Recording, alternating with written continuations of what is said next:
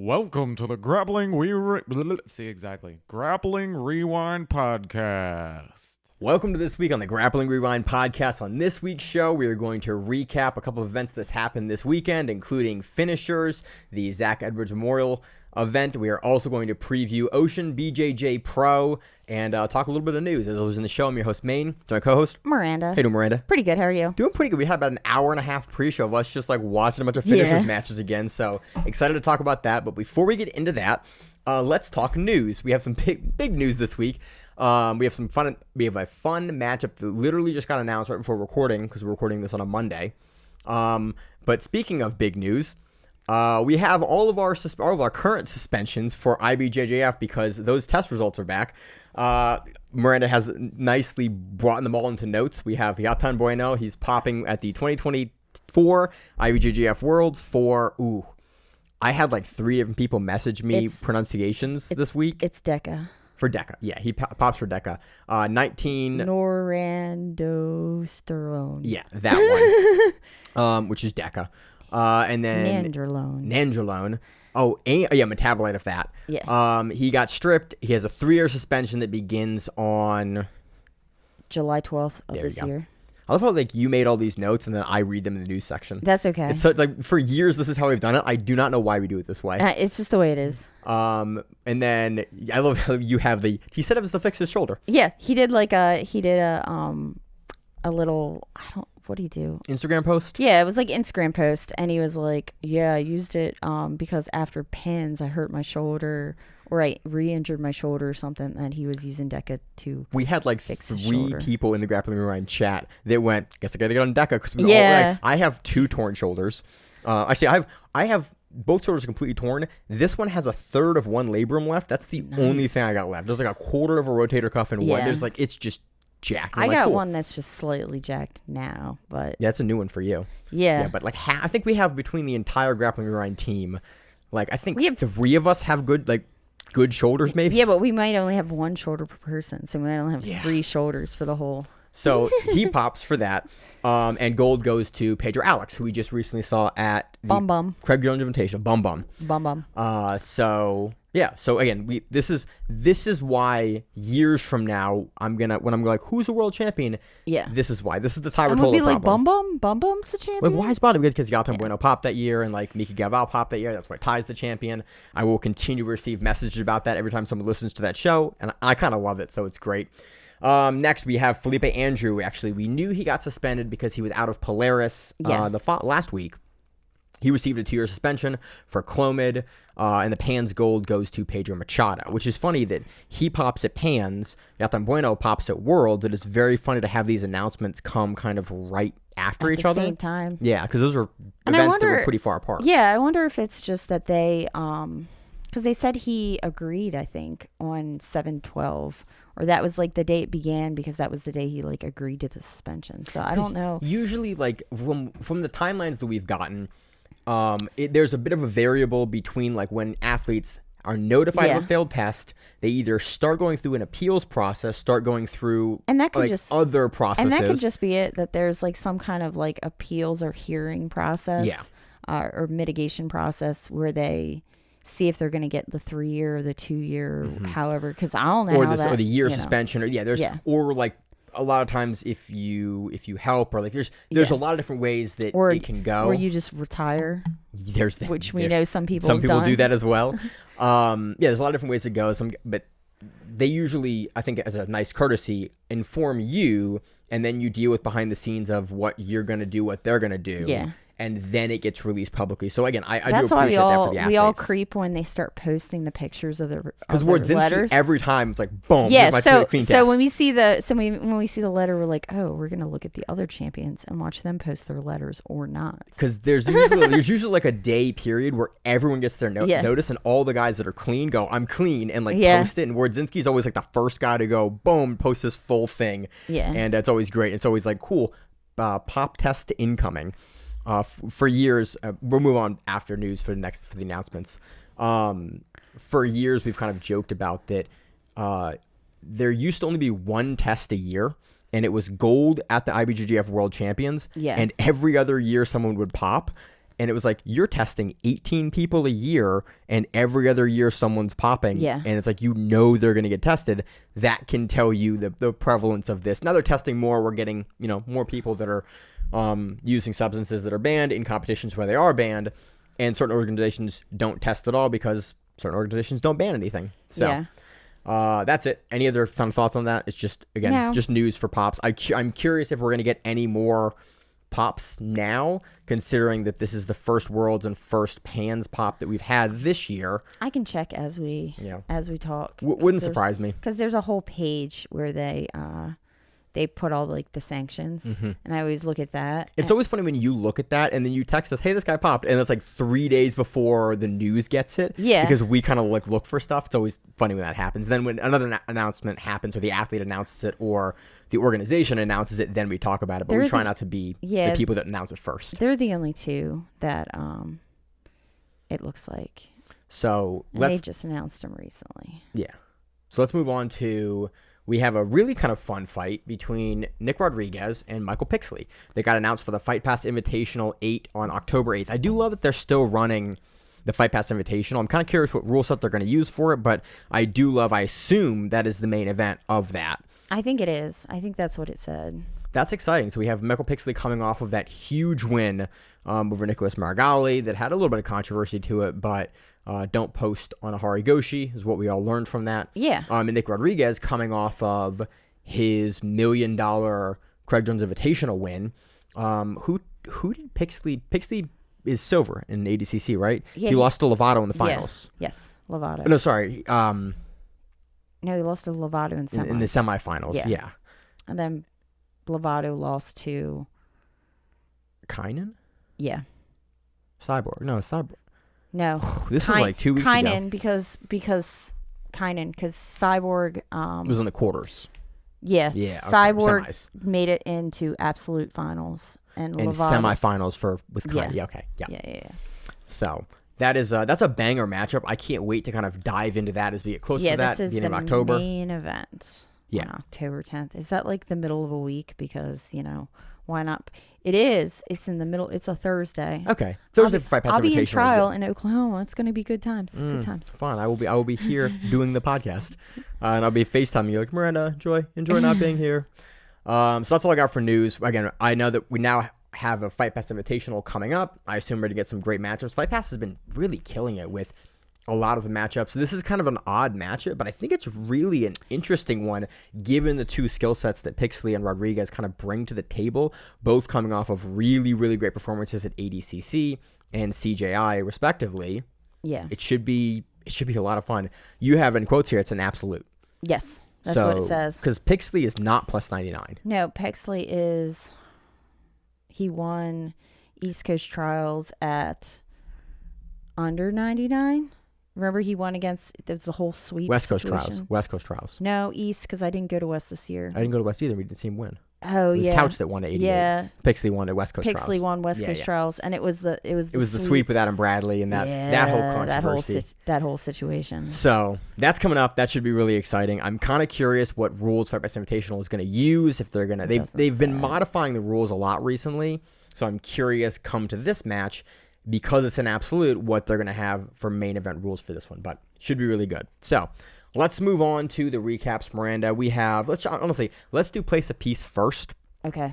We just have results for this one. Keith Krikorian was very busy this weekend. We had him beating Julian Espinoza on the main event there for place of peace. I think it was a sub. I think it was a rear naked choke from the back, but I'm not positive. Yeah. Because that was the picture that I saw. Mm-hmm. This was a pay-per-view, but it was like a $20 pay-per-view, and neither of us bought it. Yeah, usually we do.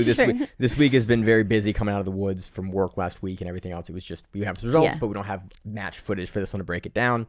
But if you do want to watch it, you can get the pay-per-view for Place of Peace. Devontae Bones Johnson was also on this one, and he beat Dennis Gunick on points. Yeah. So that was Place of Peace. Let's talk about an event that we watched a bunch of.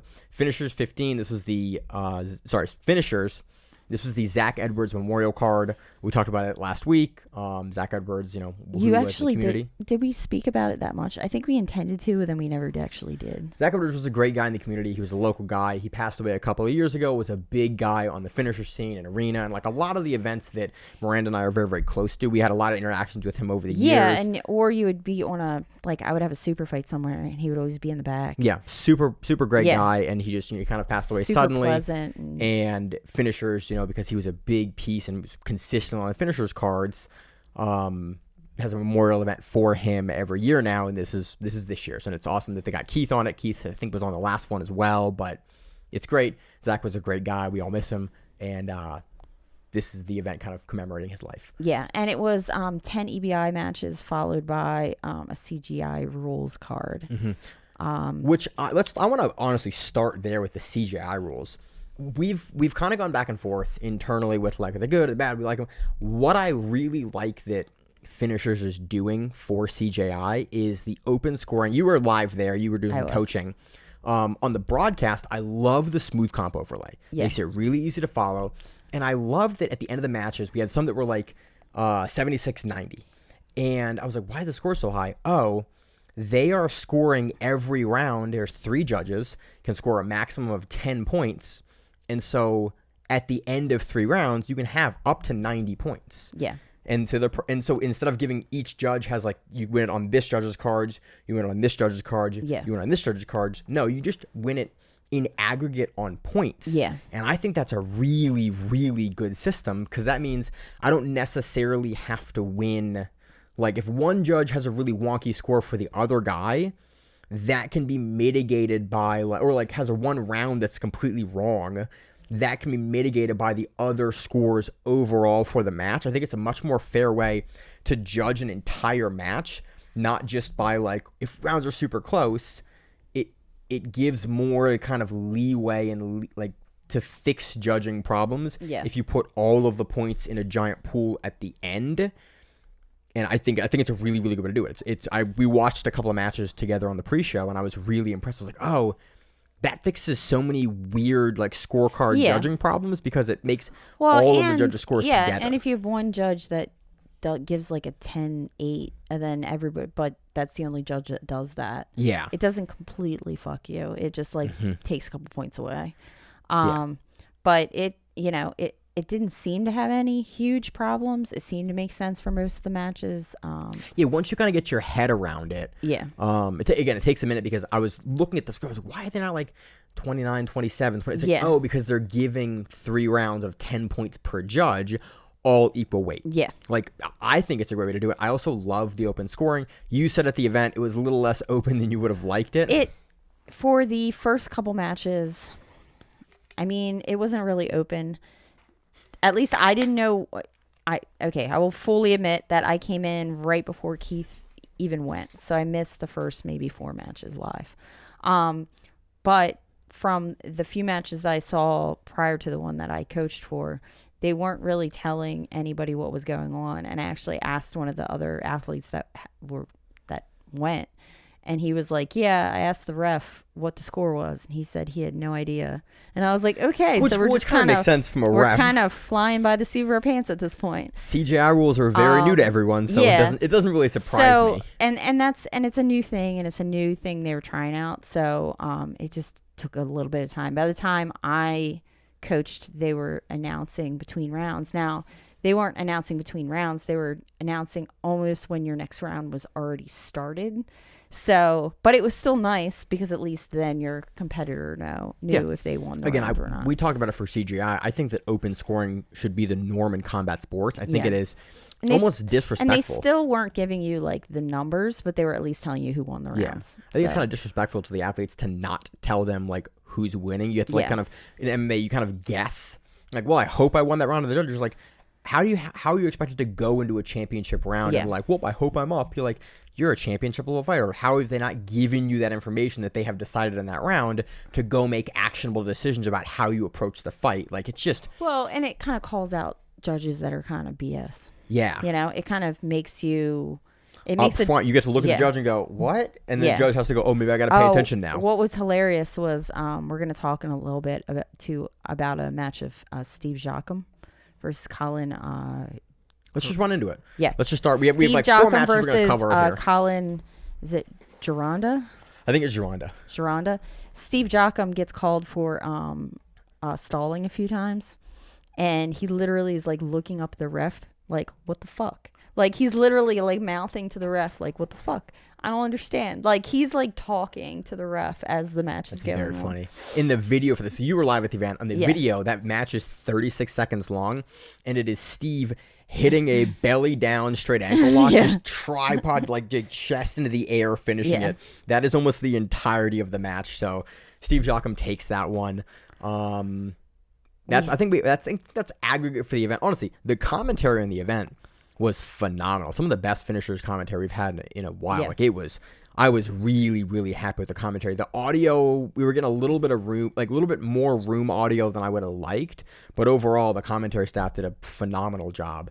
Very, very pleased with the commentary. Let's break down Keith Krikorian versus Matt Masch.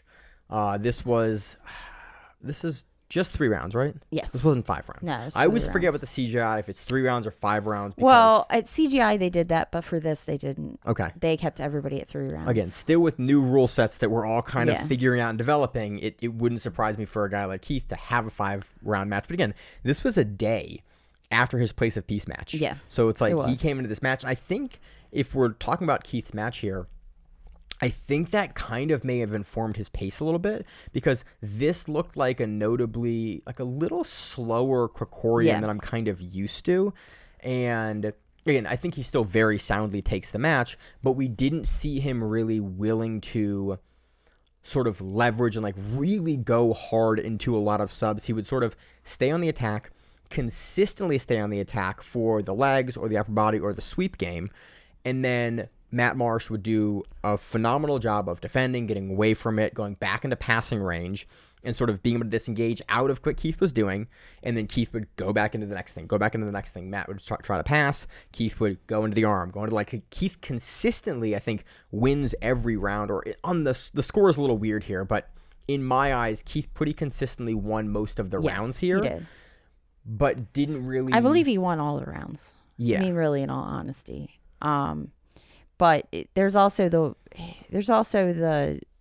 I guess Keith had all the attacks for everything. So if you're scoring for attacks and positional dominance, because he's the one that's creating the attacks, and it was normally And initiation is still a thing, and it's still a criteria in CGI. And it was mostly Matt trying to attack off of Keith's attacks. like counterattacks. Yeah, he would Which- counterattack. And this is sort of my frustration with new rule sets. Again, frustration in like, I wish I was a little more informed. Not that it's a bad rule.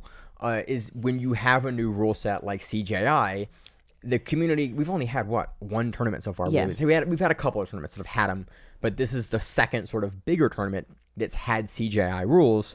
We're all kind of going, okay, how exactly? What criteria are we looking for? What criteria is this judge looking for? Yeah. Have these judges actually worked at like the big Craig Jones Invitational, or just sort of our interpretation? And so we're still very much in this little gray area of all of us exactly understanding what you're looking to judge at CJI. Yeah. It's the same problem we had a couple years ago with ADCC. When ADCC started having all of those opens, the community that was like regular competitors, that wasn't like trials level competitors, had to figure it out. Yeah, but I think in that situation, you still know that there's some sort of scoring going on.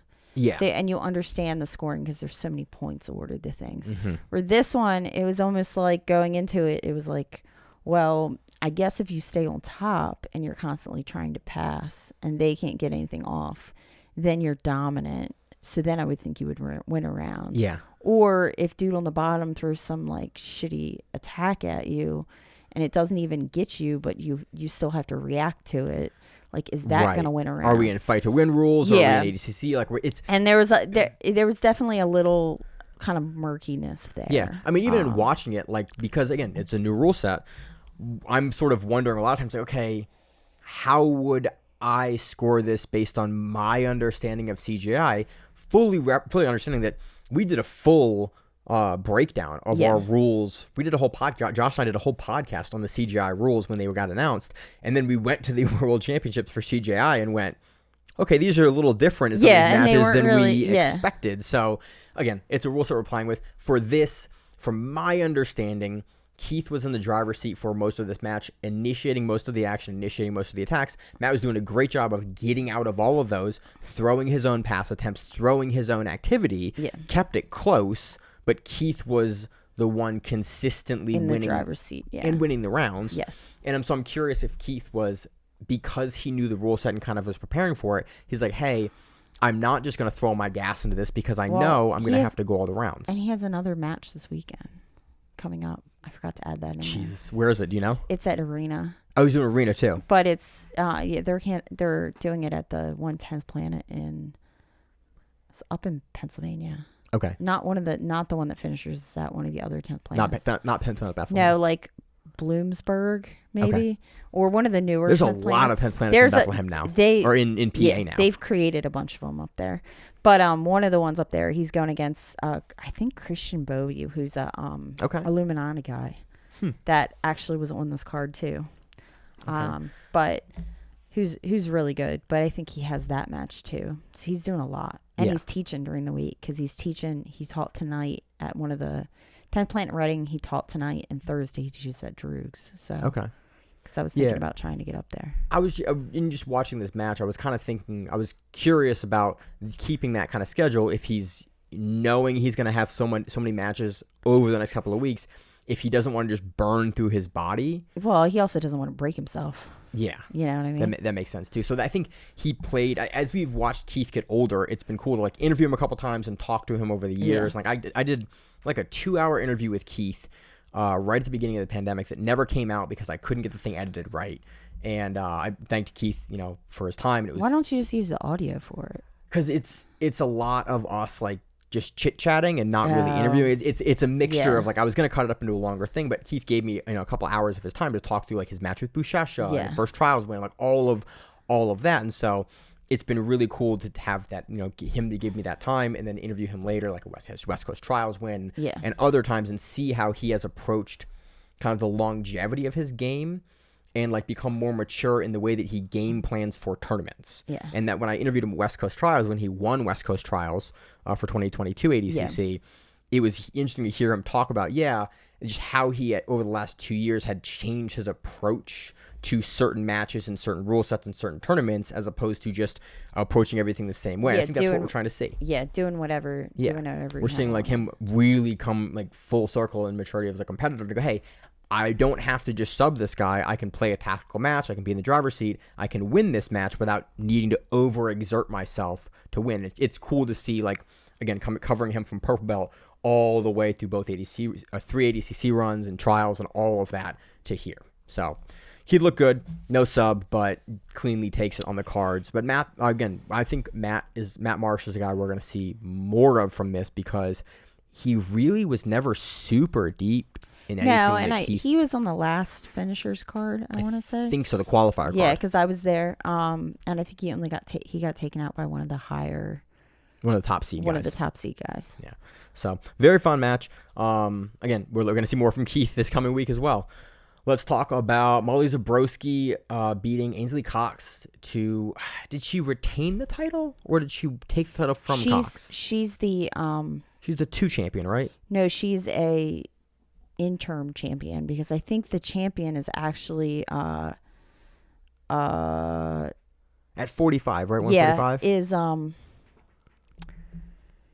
I completely forgot her name. I'm blanking on it too. I'm looking at you. Can't get there. Yeah, I think there's another champion. I think she became the interim, because they say the interim champion.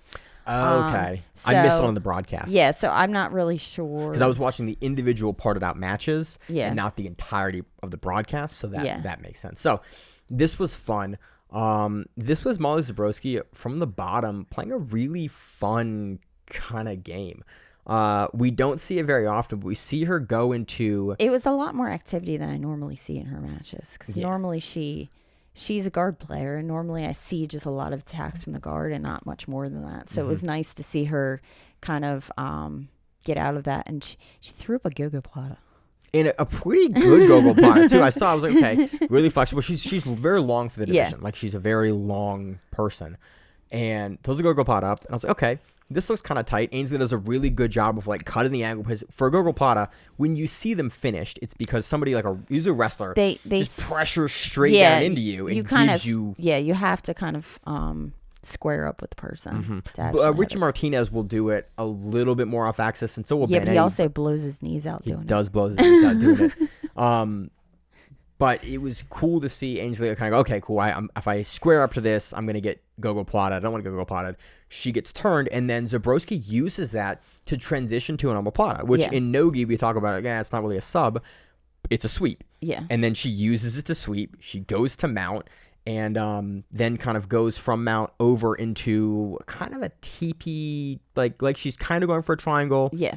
Goes into the arm lock, and finishes the arm lock where Ansley Cox kind of has her arm teed up almost in like a long Americana position where the arm is out. Yeah. And then Zborowski is able to kind of finish and actually straighten the arm at the end. And it was a really neat sequence that we don't see hit very often, like the gogoplata all the way to the top and then over to the arm lock to finish from the bottom. Seldom do you see that. Yeah, that it was whole nice. series was but it was fun. It was a really good match to see. And yeah, in the first round too. It was a quick match for an interim title. Any idea? Can you get to it? Who the champion is at 45? Oh no, I got sidetracked. Who beat Peyton? Peyton Letcher. Yeah, I thought Peyton was the champion. I thought it was. Not Nicole Matthews. No. Who beat Nicole Matthews? Nicole Matthews got little though. Didn't Yeah, she? I thought she was. I thought she did do it at 45 though before. I have to see. I wish this stuff was like.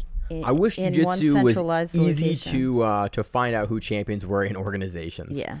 But that's all. Oh yeah, we have one more match. The co-main event for the finishers was Nick Willie versus Frankie Rodriguez. This is fun. Nick actually went with us to ADCC. He did. So it was fun. You were in Nick's corner for this because you now go up and train with Nick. Yes. Up at Sharpshooters. So yeah. If you want to see Miranda's expressions as a coach, yeah, always great. If you want to see my facial expressions as I yell at someone, which is a normal thing, I didn't realize until the last time I coached him that my facial expressions when I coach.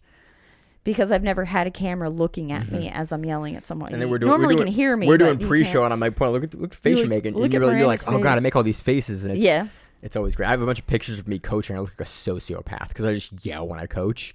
Because again, the people that get coached from me typically like that style of coaching. We have other coaches in our association that are like a little softer and like are just have a different approach. Yeah, I tend to be the yelly coach, and people that like that. People that don't like that. I can change it. I was always told that I mommed people, that I'm like an angry mom. That's how I coach people. You're just disappointed. Yeah. Like I'm a mom, like ordering you to do things. That's what I was always told. Nick looked really good in this match. I mean, we've seen Nick for years and years. He's competed against some of my teammates in the past. He's competed against like all of your teammates in the past. Not all, but all that size. All the Baltimore guys. Yeah, like a lot of guys. Yeah. Again, it's jiu-jitsu. Like, if you're local to an area and you compete a lot in an area, you're gonna compete against all the guys that compete one way or another that eventually. Is true. Very true. It is very funny how the community kind of works out like that. Nick plays a really strong wrestling game. Frank Rodriguez, majority of this pulled. Yeah. Which I think was good. Nick passing from the outside really well a lot of the time. Did a really good job of using like the crackdown and rolls to force to the north-south. And then he would continually kind of let Frankie come back up into the turtle and then either look to shoot in the legs. Nick would go for the guillotine. Nick would come around. It would kind of look for the back. I think Nick, for the majority of this match, he takes a decision. Yeah. A 90-78 decision, which, again, I liked seeing the score at the end. Like, oh, that's how they're scoring it. This is a really good match to showcase. It is Nicole Matthews. It is Nicole Matthews, the champion. She's the 35 and the 45 champion. Okay. Anyway. Yes, he does a good job staying on top and pressuring in and not really allowing Frankie to really get anything off. Because what we were worried about was Frankie Rodriguez likes K-guard into the legs. Yeah. And that's what for his last couple super fights, he actually part of the time works with Unity. and he works with Junie. And And so Junie Locascio is one of the yeah, best and, leg lockers and around. so there's a little bit of a concern, not a concern, but like being cautious of the fact that he was definitely going to try to go into the legs. Yeah. And you saw that for a lot of Yeah. the reguards that Frankie would do. Like Nick would get away from Frankie's hip just a little bit, and Frankie would immediately kind of like roll through Yeah. back into the guard. It seemed like Nick was doing a really good job of kind of staying outside, far enough away from Frankie to prevent him from being able to get into the K-guard entry he wanted. Nick was doing a good job passing on the outside, pushing the legs down. Again, Nick takes it mostly on decision. In the later, I think the last round, he has a really, really good back take where he gets like both hooks in, throws the choke in for a minute. Frankie does a really good job of immediately like popping his head out to the outside, getting back, and then going back into the turtle, which Nick starts to attack again. Yeah. But I think this is a really good match to watch for the scoring for CJI of like, okay, this is a 90-78. It's like you have Nick continuously like pushing the activity and like pushing the positions, pushing the pace, pushing the movement. And then you have Frankie continually like in the match and regarding and very much in the match, but not able to ever get his own offense going. And so as a result, he gets all 3 rounds scored against him. I think there's a couple of 10-8s in there as well, because that would be 90-75. 81. 90-81. 90-81. Yeah. Right? Because you have 90-81. I tried to figure out all the math in my head. Yeah. So there's a couple of 10-8s or 10-7s in there, which I think is reasonable. Nick has one round as a fan of the guillotine. I love to see it. He has one round where he grabs like a front 10-finger guillotine choke or a go-go choke, and then just like suplexes over and turns like 3 separate times. It's a great sequence. Like I think in the third round in the gym, he does that to us, but he lets go as he puts us over, and so he just kind of throws you across the entire mat as he, it's plays not with something you. you see done very often. And it was cool to see again. Would love to see a guillotine finish, but again, this match I think is a really good match to go back and watch if you're looking for. Okay, this is what a 97. This is what like a 90-point match would be in CJI when you're scoring some of those rounds 10-8. Yes. Where it's like, because Rodriguez is very much in it, but Nick is dominating big sections of the match, resulting in some 10-8s here and there. So great match if you're gonna as we learn more and more about CJI. It was a lot of fun. You want to watch Miranda coach? I think it's always funny to watch you coach because it's a very different perspective than usually we have on the podcast. Yeah, so it I is. get to take a lot of it. It's a much more angry Miranda. Yeah. And, coach. It's like I'm the same way when I coach. And Nick had the pink and black zebra print. the zebra. I love that zebra print. He's the easiest dude to find singlet. in that every time, and I love that he rocks a singlet still. Yeah. Well, the gym colors are pink and black, so everything is pink or black. It's baller. Yeah. I have that giant pink bag that's my training bag. You see it all the time. Yeah. So. Yeah. So that's all I got on finishers. Again, I like that they're doing a combination of EBI and CJI. I like the CJI rules. I want to see them developed and fleshed out a little more. Again, would love to see them throw some ADCC matches in there as well. Let's let finishers be the feeder for everyone. Yeah. Of hey, you want matches in whatever rule set, we can do it. They have refs that do all of the different rule sets. That Big J was there. Steven Rashina is an ADCC ref. Yeah.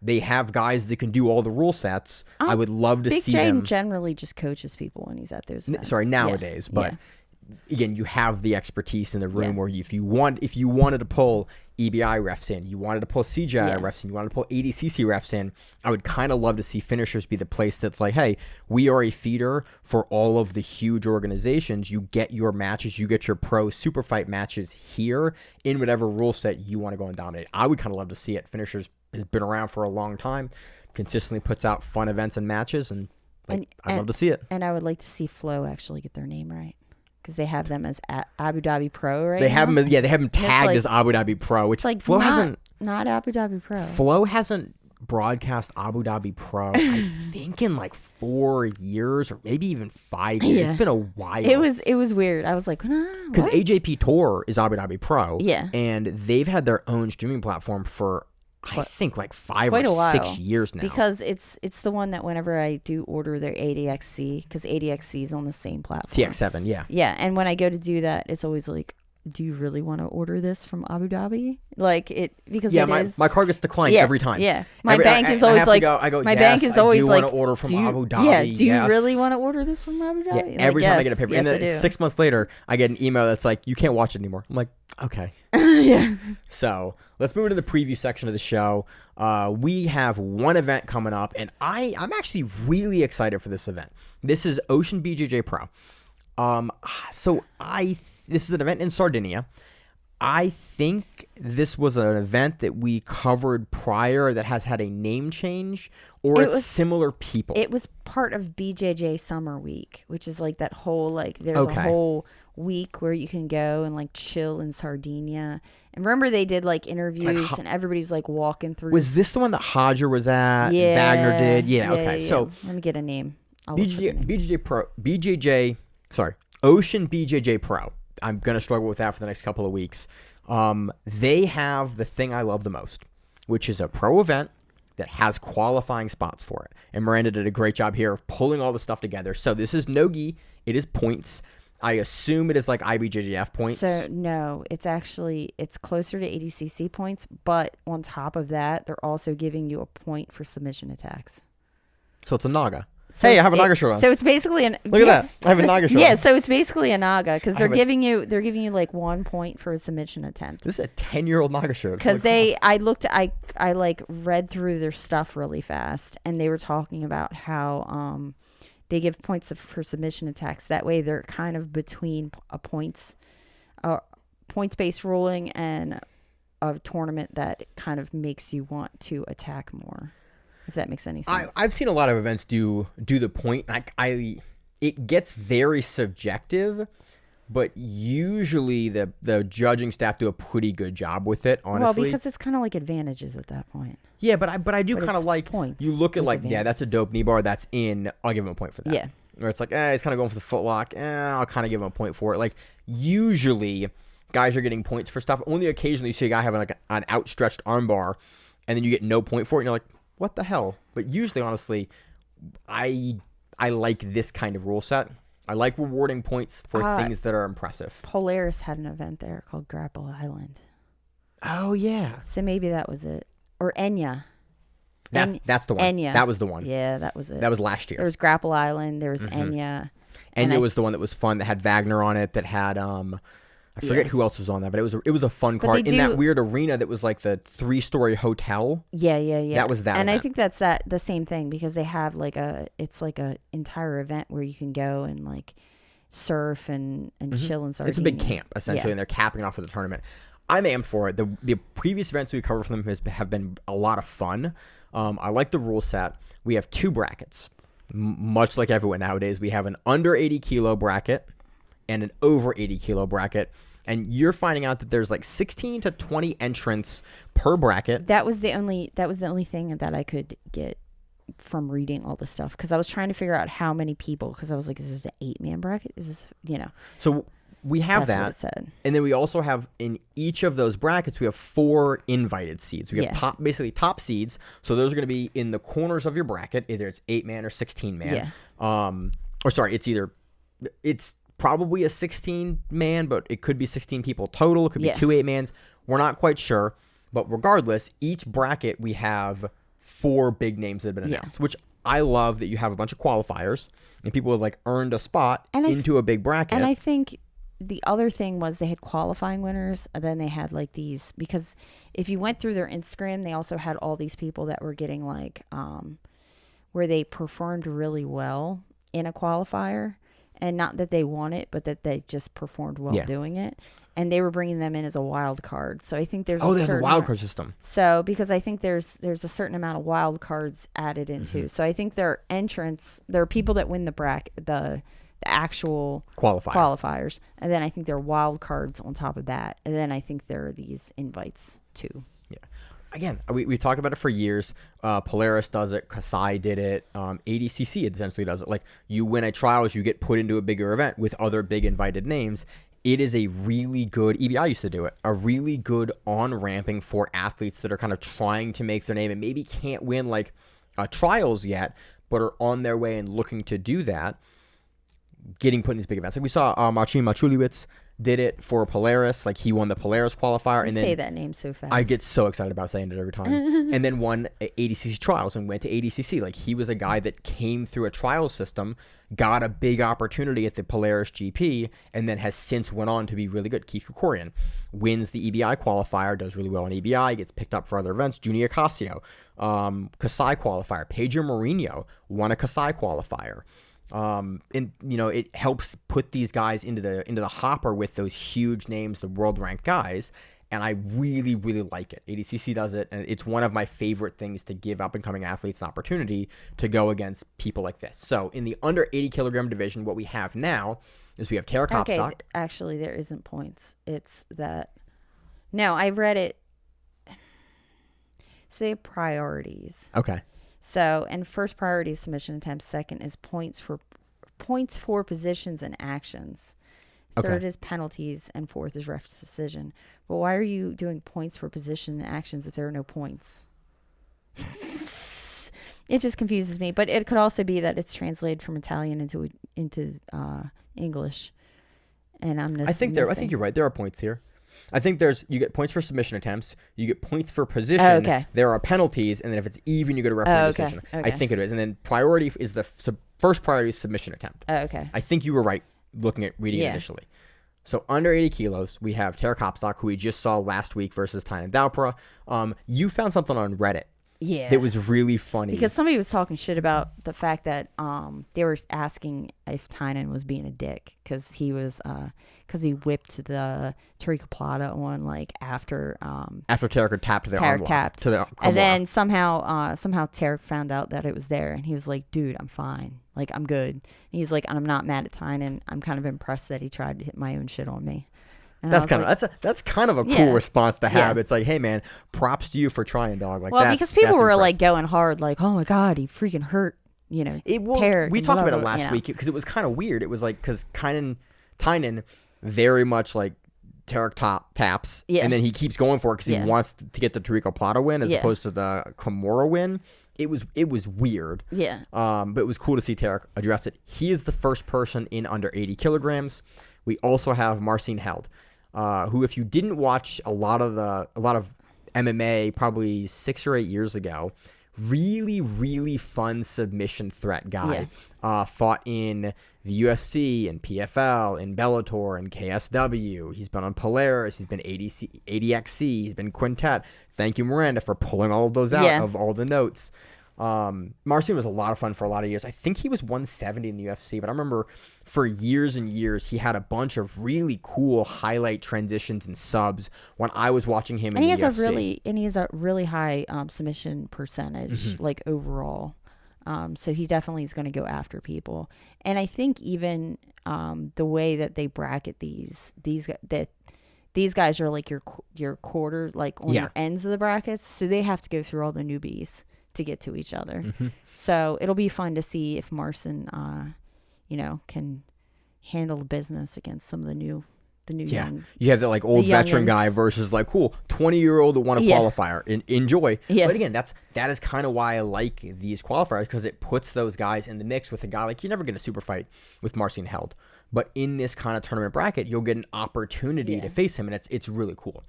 We also have a gentleman's name who I am going to butcher here. Miranda, do you want to take a shot at it? Want me to take a shot at it first? Fabiuri Christian Fabiuri Christian. Brown belt, IBJJF Worlds winner 2023, European champion at the lower belts, IBJJF 2022, 2023, PANS 2023 gold. And I think they're all brown belt. Yeah. I think that's all his brown belt career. So again, a guy winning those major events at Brown kind of puts you in that hopper for being able to win them at Black. Yeah. As we see, again, sometimes we do see a drop off, but nowadays we're seeing less of that. Usually the folks that can go win at Brown can go be very successful at Black belt. Yeah, they come into Black belt and they're still like killing everybody. That jump off, especially in men's brown belt, is like a little less of a hop. Women's brown belt can be sometimes, depending on the division, there can be a couple a feeling in period to black belt. But men's brown belt, if you're winning Euros, Pans, Worlds, usually you kind of jump right into the mix. Yeah. So he will be super fun to have. I don't know much about him because we don't get a chance to typically cover a lot of brown belts on the show, but very excited to see what he brings. We also have Espen Mathisen in here as well, 2024 European gold and Pans gold, IBJJF world champion, silvers at Worlds, Abu Dhabi Grand Slam champion, ADXC. We've seen him a couple of times. We've covered a bunch of his matches on ADXC recently. Yeah. And on Polaris. 2 and 4 he won. Yeah. On AX. Yeah. Really fun game. Again, normally a gi guy. We've seen him doing more no-gi recently. He's running into the no-gi world. Mm-hmm. I think he's also been training with AOJ. Oh, really? I remember them saying that he's been at AOJ because he was with Tommy forever, wasn't he? Yeah, and I think he still technically is, but I think he goes. Tommy Lanker, by the way. But I think he goes over to AOJ because they play a very similar game to him. Mm-hmm. He's got a very heavy lapel inversion, kind of tie crab you up. ride kind of game, and it transfers well into no-gi as long as you kind of learn what to grab onto when you don't have a pants grip. Yeah, you have to grab hips or that low side lapel. Like, but Espen, again, he seems to be picking it up. He did no-gi prior. He's never been just a gi guy, but we saw him kind of really heavy when the matches that we'd cover were primarily gi matches. Yeah. But in the last year or so, we've seen him do more no-gi. Yeah, every once in a while he'll do no-gi. I think he did. I think he did Polaris no-gi. Polaris. And then I think he also, for some reason, I think he did trials. Or did the last trials? I think he did trials at some point. Yeah, he's done trials before. Yeah. I always forget because I think him and Tommy had to go out at 1 year at trials, but I want to say that was 2022 trials or 2019 or 18 trials. I think it was. I remember the gymnasium. Yeah, they were in for the trials, but I don't remember which trials it was. So those are the under 80 kind of hard hitters to under 80. We have a bunch of other entrants there. We'll get our brackets probably this week. Yeah. Hopefully Ocean BJJ Pro announces it on Instagram so we can see it. We also have plus 80 in this, and we have, speaking of Espen Mathisen, we have Tommy Lanker in plus 80. He's IBJJF 2023 no-gi world champion, ADCC trials champion. I like ACDD. I got there. It was supposed to be. My typing was not the most amazing right there. I use a lot of speech to text. Yeah, so we got it right there. ADCC very frequently is 80 ml for 80 cc's of something. Oh, 80 cc's. 80 cc for years, and I have it a special autocorrect in my phone for speech to text to just deal with that. Yeah, so hopefully you don't ever say 80 cc's of something. It has, after I think last year, I think 2023, my phone finally, I autocorrected and fixed it so many times, it finally gets 80 cc. Google will do it after a while. Yeah, Google Docs is better now. Yeah. Our Google Docs has fixed a lot of stuff. Google Docs fixes everybody's names nowadays. Which is wild that it gets some of the names. Like Mikey Musumeci, every time now, perfect. Yeah. So Tommy Lanker is in here, multiple time trials champion, been to ADCC a couple of times. Tommy will be hard for people to deal with in this tournament. Tommy lets his shit break and just keeps on going. Yeah, go back watch his match with Oliver Taza, where Taza's inverted on a heel hook and Lanker's that's fine. Just go to his Instagram video and he shows you that his leg can go all the way around in a circle, kind of like a head of a possessed child. Yeah, he's it's fine. And he just moves, you're okay, I guess it's fine, Tommy Lanker. We also have Lucas Lira in here. Is this Mike Grandali's husband? Yeah. Okay. It's Mr. Grandali. Yeah, Mr. Grandali. I almost wrote that, and I was like, oh, it's kind of disrespectful. He's been looking really good recently. Yeah. He was on Who's Number One, I think. Yeah, he was. He's been really recently entering black belt. He's 2023 IBJJF brown belt world champion. Yeah. New black belt. Been looking really good at black belt. He's also running his own school in his own Atos Academy in Florida. Miami. Yeah, because him and exactly. Maggie are both in Miami, and it was a big thing over him being I need to train with the headquarters gym more, and he was kind of not, I guess, happy with his first Who's Number One performance. So let's see if he did a camp like he said he would and come out. Look, I've been impressed with him. The things that I've seen from him, I've been really, really impressed with his game since we kind of started. I started watching him at Brown. And been really impressed with him, so it'd be fun to see him here. We did have Owen O'Flanagan in this, but it looks like you have it that he's dropped. Yeah, he dropped, and he was replaced by Sebastian Rodriguez of Unity.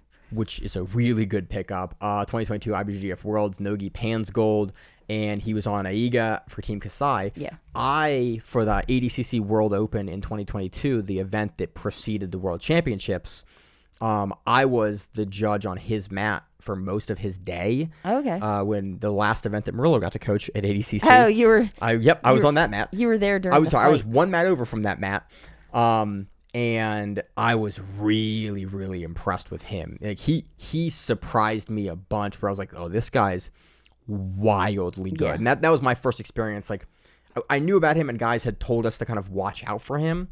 But seeing him firsthand and like getting an opportunity to judge his matches for ADCC, I think he's really impressive. I think he's the guy that gave me and this one guy a dirty look one time because I was at Unity and I was rolling during an open mat and we hit into him, and he was like one of those people that like I got into his space and he gave me this look like you know, one of those mean black belt, those mean black belt looks. You're and a visitor. I was like, you're a visitor in his visitor. space. And then I got scared and then I ran away from him the entire time. I think this was that guy, but I'm not positive. He's very, very good. I'm very excited to see. He's a guy that's going to have a big breakout performance, I think, sooner rather than later. Yeah.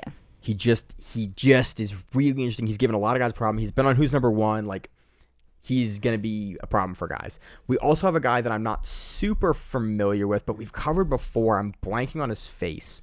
Manuel Plato, UWW, which is the Grappling World Championships, is actually under FILA. So if grappling ever does go into the Olympics, it would be under the UWW banner for this style, or submission grappling. He's a bronze medalist in that. He's a European gold medalist, and he's been on Polaris as well. Yeah, it said Polaris gold. I didn't know where, but so Polaris has run a couple of qualifier tournaments they've run a couple of open tournaments. So I'm guessing that he won that. Yeah. We didn't cover him on the show because they were just like and I was looking up his stuff, and it looked like he did a lot more like UWW events and wrestling events and that kind of stuff. But he definitely looked like he deserved a place on that bracket. Yeah, should be very fun. Again, we don't know a ton about it, but Enyo is fun, super fun lineup here of athletes. I love qualifiers. Sometimes they are a bloodbath in the first couple of rounds, which can be exciting, but there's always, with this many invites, there are gonna be some upsets. I'm almost positive they have a ladies bracket too, but I couldn't find any information because they had ladies in the qualifiers. Okay. So I don't know. They've run a women's event before. Yeah, so I don't know if maybe they're doing a separate event or if they didn't have enough women in general or what. But from what we see, it should be a fun event. It's on Flow, which means you don't have to pay any extra money to watch it, which is great. And it is on the 21st. Yep. So that should be a lot of fun. I think other than that, we don't have much else going on this week. Keith goes against at Arena. He goes against Christian Bobby, who we covered a couple weeks ago on Finishers. Yeah, okay. Because he and he's at Illuminati or Web. He's either at Web or Illuminati. Yeah, those guys are all friendly. Yeah, they're all kind of bounce back and forth. And he's going to be on that with Arena. Yeah, so. Arena's a endurance event, so it's basically... It's 3 rounds, but if you sub, it just ends the round. It doesn't end the entire match. Yeah, so you have to sub. You have to sub at least once, usually twice, and then they don't go to a third. If you sub twice, it doesn't go to a third. Yeah. The last match that Keith did was against Danzler. And we covered that match. Yeah, and he won the first round. Like, he decisively won the first round, and then the second round, I believe he armbarred him. I think so, or heel hook. I forget which one. It was he subbed him in the second round. I remember that much. So it's again Arena. We used to commentate for Arena back in the day, so I'm kind of familiar with their format. I'm curious to see if Keith kind of has the same, not urgency, but same like he knows it can be a longer match if he's going to play it more tactically, or because he knows he's going to have to go all 3, he wants to hunt subs early. Yeah. Arena's kind of an interesting rule set in that respect, where it's like subbing them only wins the round. Yeah. And so like there are tactically a couple of different ways to approach it. Yeah, if you want less time in, then you're gonna try to sub. But if you want a little bit of a feel out, you might take the first round to feel them out. Yeah. So we've seen guys do either. So that is this next week. Miranda, anything else you got going on this week? What was really sad was Fight Circus was not televised. Was it not? It was this weekend. It was not televised. I didn't see it anywhere. I didn't even see highlights anywhere. Yeah, I haven't seen anything yet. I saw that it happened. I didn't see anything else. I don't know. Maybe they got in trouble and they stopped putting it on TV because they had that like 400-pound guy like smoking a joint while he was fighting, and like them handing beers and like bottles of vodka to people before they fight. It's so I'm Thailand. wondering. I know it's Thailand. So, if you don't know, Miranda and I and my wife upstairs love Fight Circus. Dude, everybody that I've ever shown Fight Circus to loves Fight Circus. It's basically if commission sanctioning wasn't a thing in Thailand. It's the Full Metal Dojo guys run an event. We're in the outro, by the way. Yeah. If they run an event, it's basically, hey, what could we do if we get guys to agree to fight in this format? They have like a wheel of violence. They have like combination Muay Thai. They have musical chairs. They have a bunch of very small people that sometimes fight somebody. So sometimes it's 2 and 3 on 1. Yeah, or sometimes they had like twin Muay Thai fighters. It was like them versus like one 400-pound guy. Like the one fun event I found it fun was like they took a really big guy and they put a book bag on his back and they shoved a bunch of money in the book bag, and they were like, you get the money if you get the book bag off of his back, and it was 2-on-1, and it was hilarious to watch. But that was so funny because he knocked out one of the guys.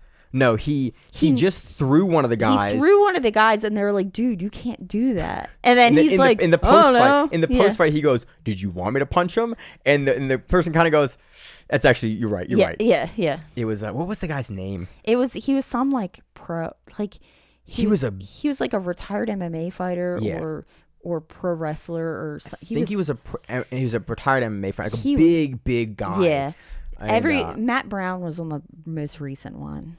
The one that was this weekend. That we couldn't see. So I'm waiting to see. Sometimes they delay them. Hey, Grappling Run community. If you happen to have the link to watch Fight Circus, I have paid for the last couple of them. I will pay again. Yeah. I enjoy watching Fight Circus. I like combat sports. I like how wild this combat sport is. My wife would very much appreciate a link.